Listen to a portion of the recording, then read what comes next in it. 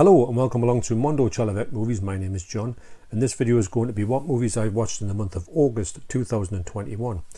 First off, I'm very late to the party on this one, but I watched on Sky Movies. I've had it downloaded for a long time, but I thought, well, part 2's come out now. I need to get this watched before I get into part 2, and it is A Quiet Place. Now, I'm a big fan of John Krasinski, who directed this, I believe, and also he wrote this movie, and I thought this movie is going to be good. I've heard really good things about it. I didn't realise how good it was going to be. It's one of those movies that when you watch it and then you think about it afterwards and it starts to come back and you realise that you're thinking about it that much that that's a mark of a good story to me. So I'm really pleased to finally catch up with this. I did think that the movie was really good. I did think it had the interesting twist of the whole you've got to keep quiet because this thing that wants to get you can hear but it can't see. It's really good and it's really well done. It's very short as well, which isn't a problem because sometimes some of these movies can be too long, as if they feel like they need to make a 3-hour epic of every single movie out there. And sometimes a good horror film, and I consider this to be a horror film, can just be 80 minutes and done, and that suits me fine. Next up, we watched the 2011 Muppets movie. Now, I'm a big fan of the Muppets. And I do think you get a right laugh out of these movies. They are what they are, and I know they're for kids, but I think adults can get a lot out of them as well. And the 2011 Muppets film is one I haven't seen, but I know it stars Amy Adams, who I'm a big fan of.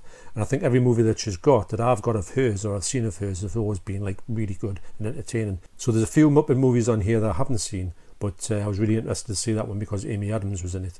And it lived up to the fact that she is what I consider to be one of the best actresses out there, even though this was just kind of like a comedy movie. So that's 2011's The Muppets. So next up I watched The Nun and the Devil. This is spine number 64, it's 1973, and as far as nunsploitation movies go, I haven't got that much of a knowledge of them. I didn't know what to expect with this one. Well, I did know what to expect, certain tropes that you always get in nunsploitation movies. But I've got to admit, this movie, for the first 30 minutes, I was thinking, well, what is the point of this movie? Where is it going? But after the movie completed, I was really blown away with it. Actually, it's probably one of the best recent or later versions of a movie in the Italian Classics collection that I thought, wow, that was a really good movie. And it's an 18 as well. And to be honest, I thought to myself, why is this going to be an 18? But as I got further into the movie, and there's always a thing in nunsploitation movies where they have these sort of like torture scenes in it, and this is no exception. So this has a bit of a crazy sort of torture scene in it. So I think that's why it got its 18 certificate. So as 88 are doing with all these recent special editions, it's extremely well packaged. It's one of the best looking boxes I've seen in this Italian Classics, the premium collection. That they're kind of upgrading this one too if you get them on first run. And the picture quality on this movie is really good as well, and it's got a lot of extras on here. So yeah, it's got a lot going for it. So it's a movie that I can really recommend. That's The Nun and the Devil. So next up, we watch for the first time in 4K, The Evil Dead. Now this is the American release, which features a slipcase, which I'm really pleased to get because the UK one doesn't have one, and it's a bit bare bones if I'm honest. But I've got the Blu-ray, which has the special features on if you ever wanted to check them out. And I've got to admit, I have a blast with this movie. I do think that this is probably the most horror movie in the Evil Dead series. The rest of them get sort of comedic as it goes on, which I don't mind at all. I think it's a natural progression. I like the fact of Ash coming out and becoming this sort of wisecracking guy in the later films. I kind of appreciate that. But this one for me is the real deal.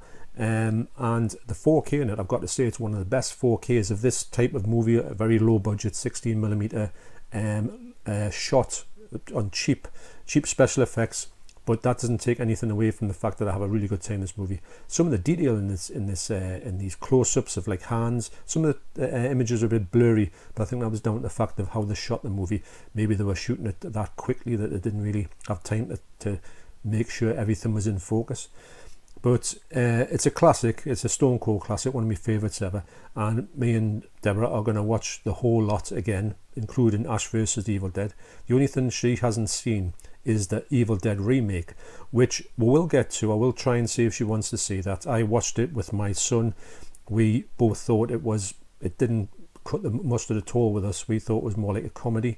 For the wrong reasons. We thought it was so stupid that it kind of left everything out that we liked about The Evil Dead, personally, with what we said at the end of it, and kind of missed the trick for us. But I am going to go back to it, hopefully with Deborah, and see what she thinks of it. But that, yeah, so can't see anything bad about this. And the 4K on this, I would imagine the 4K in the UK is exactly the same quality. It's highly recommended. It's not one of these ones where you think, is it worth upgrading on the 4K? I can say that this one is definitely worth upgrading on 4K. That's The Evil Dead. Next up, I watched on Sky Movies, Denmark, or as it said on Sky Movies, One-Way Ticket to Denmark. Now this is stars, I'm going to say, is it Rafe Spall? I always get that, I'm always tempted to say Ralph, but it says Rafe, so I would say Rafe. And I think he's great in everything I've seen him in. I've got him in a few things, and I think he's a great actor. He's one of my favourite actors at the moment. And this movie is just like a sort of little, like a tale of this guy who he's a Welsh fella, and everything goes wrong that you can imagine. He's got, his wife's left him, his kid doesn't really want to know him, he lives in a horrible place, he's got a bloke upstairs who plays constant, like loud music, and he sees something, he's just about to really, I think he's probably about to kill himself, and he sees this thing on telly that is so liberal. You go in there, it's like being in a holiday camp, and he said you get all your meals for you. Yes, you've got to commit a crime. If you don't commit like a serious crime, you go into here and it's made like sort of like a hotel. So he actually thinks if I go there and pull a bit of a stunt, I'll get chucked into there.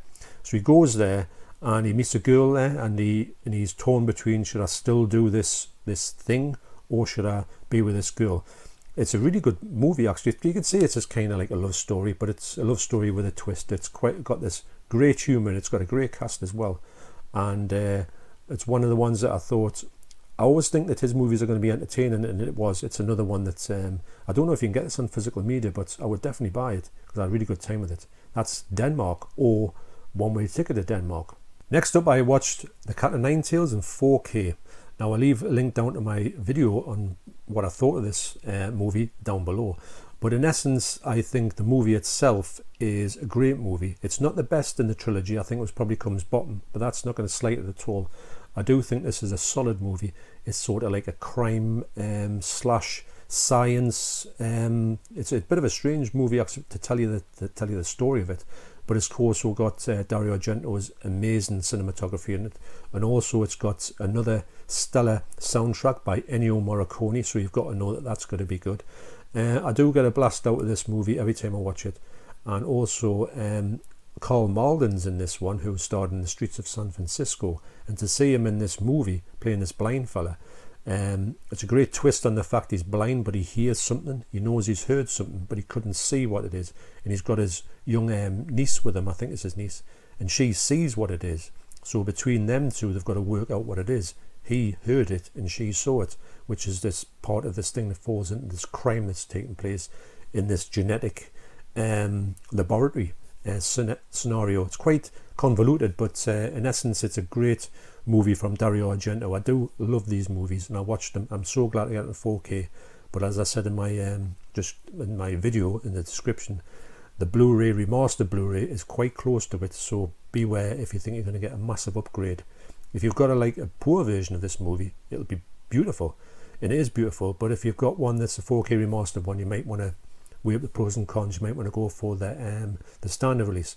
That's The Cat o' Nine Tails. Next up, I watched, believe it or not, Horrible Histories, the movie. Now, I honestly thought this movie would be okay, and I didn't realise there was some songs in it. Now, I've got to admit, the songs in here I didn't find good in any way. I thought that was the really bad side of this movie. It is very watchable, but it's really a kids movie. I found it strange to be watching a movie that I thought this is basically meant for kids and not really adults in any way. But saying that, I had a really good time with it. I did really enjoy it, and I thought, wow, this is very entertaining. And at the end of the day, that's what it's all about. If you're entertained with a movie, then it's all right. So there you go. So Horrible Histories, the movie, it's all right. But I had a great time with it. But really is for kids. There you go. Next up, we watch 1975's The Hindenburg. Now this Blu-ray has an absolutely amazing look to it. It's actually borderline 4K. The sound quality is brilliant on here. It has everything going for it. So we sat down and we knew not really that much about the Hindenburg disaster apart from the fact that the thing crashed. I mean, I would imagine you can look on YouTube and see footage of the crash, which lasted for about, I think, 30 seconds.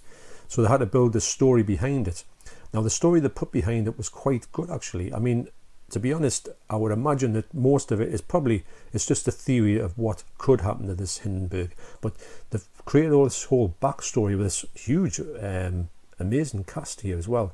If you sort of think there's a backstory just to maybe a bit of a conspiracy theory played out in a movie, you'll have a good time with it. I mean, we had a great time with it. The only thing on here, there is no special features whatsoever, which was a bit of a shame, because I'd love to see a little bit more about the Hindenburg. And in reality, we've been on YouTube and watched some videos of the Hindenburg to find out a little bit more about it. But it's a fascinating movie and also really well done for the end bit.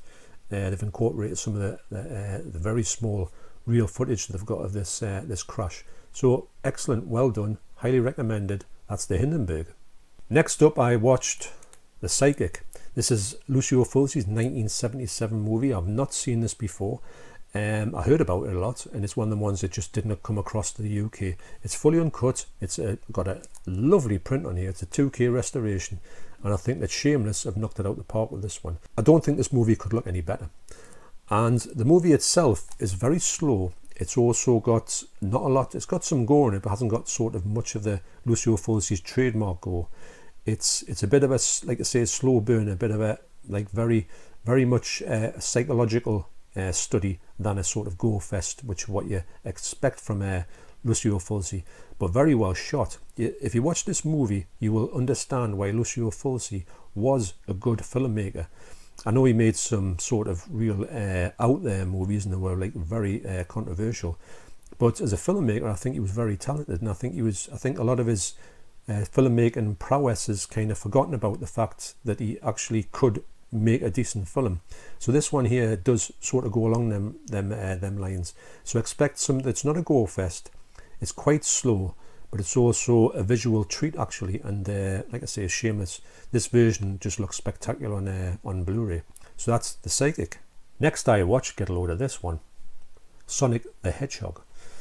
Now, I'm a big fan of Jim Carrey. I think what he does is usually dead funny in his movies. I've never seen a bad movie of his. But I've got to admit, it was all right. It's not brilliant, but I did kind of find myself enjoying this movie, mainly for his part in it. The movie itself was more a kids' film. I expected that, but yeah, it's quite entertaining. I did used to play in Sonic the Hedgehog. I used to go crazy, and the first game I used to play it non-stop. But to see it in this movie, I think they've done a good job in it, and I'd imagine that most people who watch this would understand that it's not just a kids film. It's not just one of those throwaway kids films. It's quite entertaining in its way. So I did have a good time with this movie. That's Sonic the Hedgehog. Next up, we watched Raise the Titanic. This movie's from 1980, and it has this I've read the book on this one actually, believe it or not, from Clive Cussler, I think he's called. And the book was good, actually, if I remember. So I thought this movie would actually work. And to be honest, the special effects on here, they look really good. I know it's all models, because obviously they're not going to raise the Titanic. But the way that they did it made it sound quite believable, and something that they probably thought this because this is filmed in 1980, 5 years before they actually found the Titanic. So they didn't realise that Titanic was snapped in half and buried in the sand. So they thought they were going to get the full ship up. And the way they did it, and the way they had this ship, when they brought it up, because that's not going to be a spoiler, because you know that's going to happen. When they brought it up, the ship looked really good, because the ship was actually sailing, the ship was on the water. It was surfaced. So to see that was quite good. The special effects are really, really good, and it was quite a good little adventure, I'm going to say. Yes, it is kind of, there's a lot of things in it that are just a bit like the Hindenburg, which wasn't really going to happen, but it was quite interesting to see it as a movie. This is another one. It's like a fantasy adventure, would I say, but I did find that it was quite believable in its way. And also the fact is, I just like things about sunken ships. I don't know why it is, but anything that's got a ship in it that sinks, I just can't get enough of it. So that's 1980's Raise the Titanic. Highly recommended on Network. It's got some good special features Also the print on here is really nice as well. Okay, so that brings me to my top 3 recommendations for August 2021. So at number 3, I have Stan and Ollie. Now, I watched this and I put it off for quite a while because I didn't want to think that they would make a movie that didn't really put Stan and Ollie in a good light. I know there was a few arguments in here, and I'm not saying they didn't have arguments in real life, but I didn't want to, I hope they didn't sort of do anything that would like tarnish their image, and they didn't mind, I've got to admit.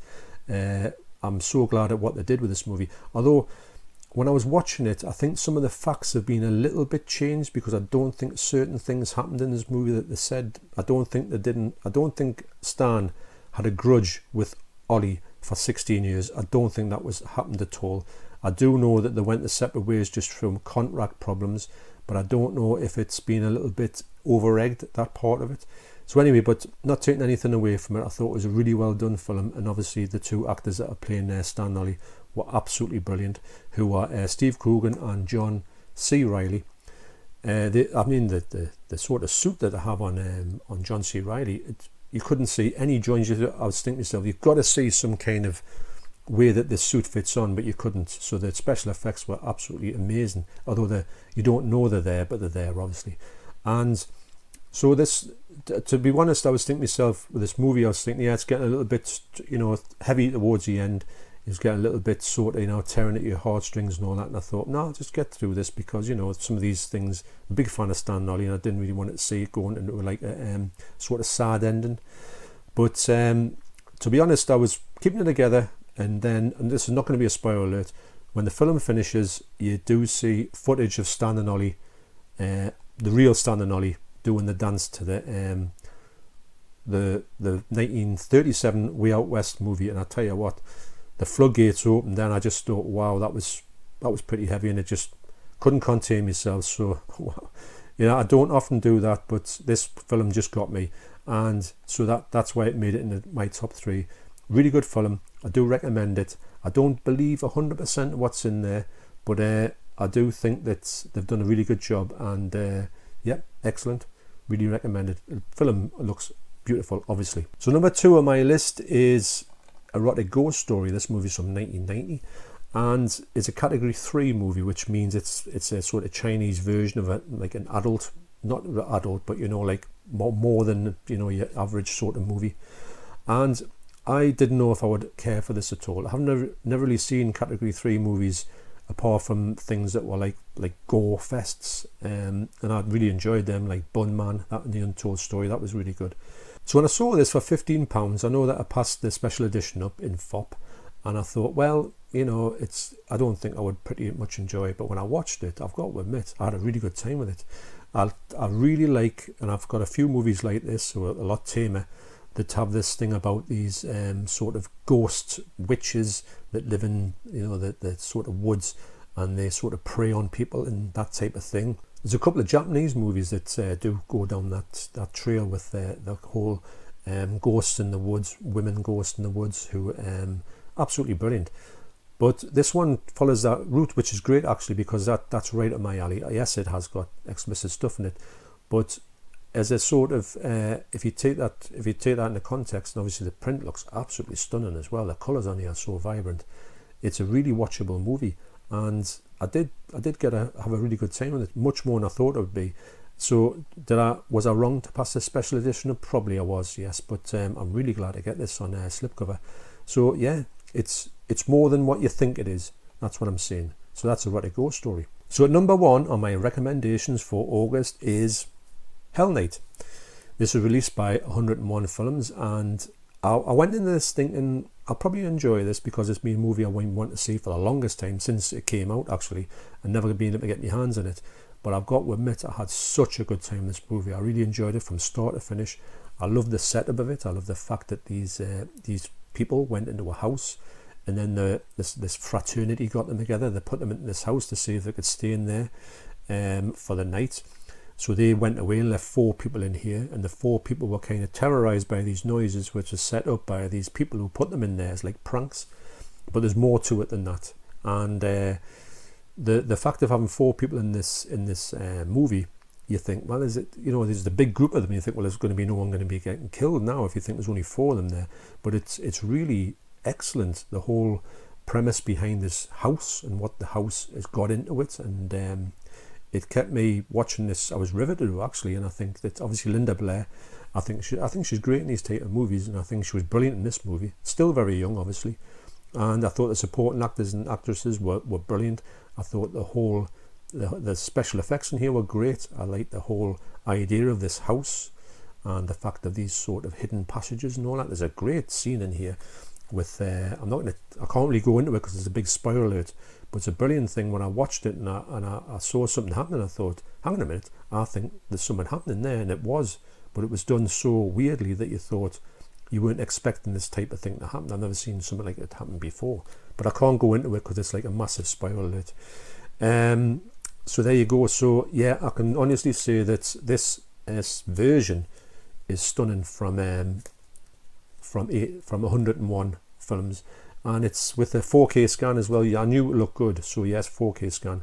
So for me, if you're interested in Hell Night, try and pick this copy up. It's only about £15, not to break the bank. And again, 101, when they do something right, they do it really good, and I really recommend these movies when they come out in this shape or form. So yes, that's number 1 is Hell Night. So thanks once again for watching. You take care, and I'll see you in the next video. Cheers.